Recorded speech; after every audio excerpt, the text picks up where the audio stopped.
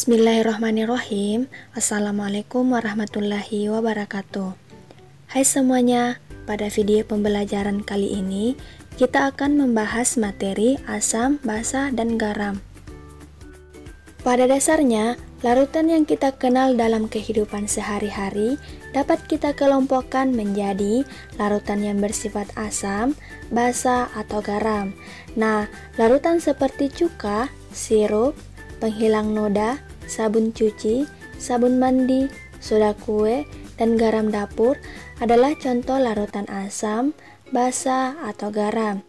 Nah, yang pertama kita akan membahas asam.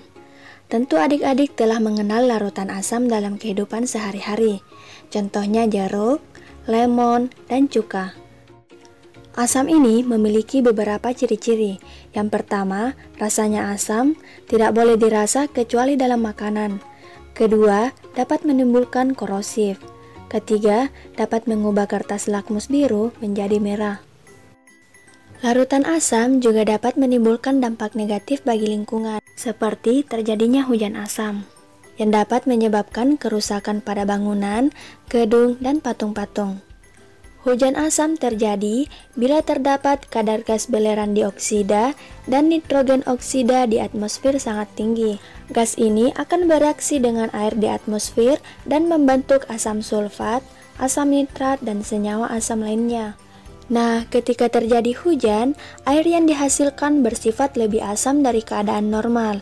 Air hujan inilah yang kita kenal dengan hujan asam. Selanjutnya, kita akan bahas larutan basa. Contoh benda yang mengandung basa adalah sabun mandi, sabun cuci, dan masih banyak lagi contoh lainnya. Basa memiliki ciri-ciri sebagai berikut.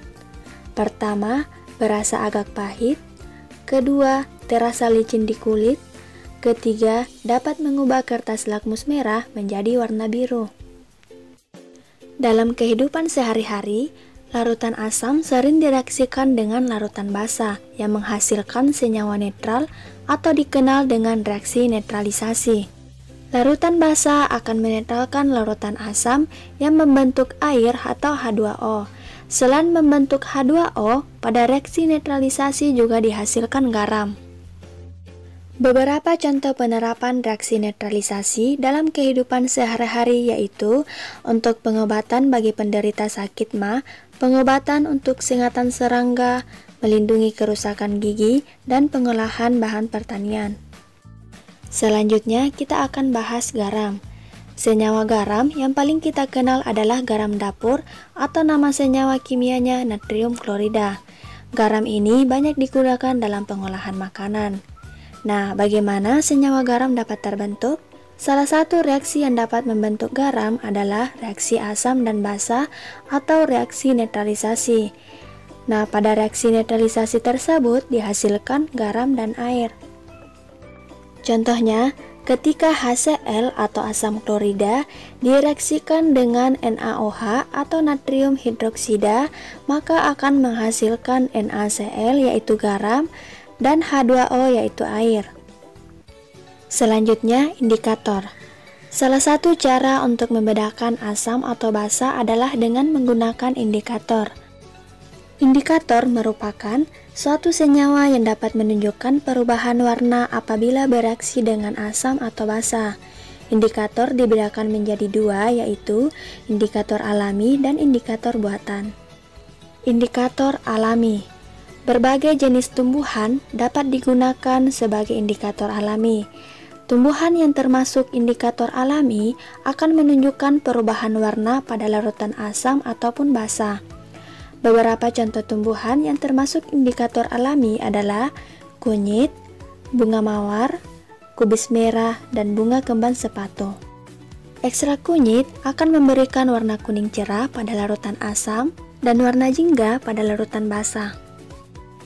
Kubis merah akan berwarna merah pada larutan asam, berwarna hijau pada basa lemah, dan berwarna kuning pada basa kuat. Dan ekstrak bunga kembang sepatu akan memberikan warna merah cerah pada larutan asam dan berwarna hijau pada larutan basa. Selanjutnya, indikator buatan. Salah satu jenis indikator buatan yang digunakan adalah kertas lakmus. Ada dua jenis kertas lakmus, yaitu kertas lakmus biru dan kertas lakmus merah. Apabila kertas lakmus biru dicelupkan ke dalam larutan asam, maka akan berubah menjadi warna merah. Dan apabila kertas lakmus merah dicelupkan ke dalam larutan basah, maka akan berubah menjadi warna biru. Jadi itulah tadi penjelasan dari larutan asam, basa, dan garam. Terima kasih telah menyaksikan video pembelajaran kali ini. Semoga bisa bermanfaat. Wassalamualaikum warahmatullahi wabarakatuh.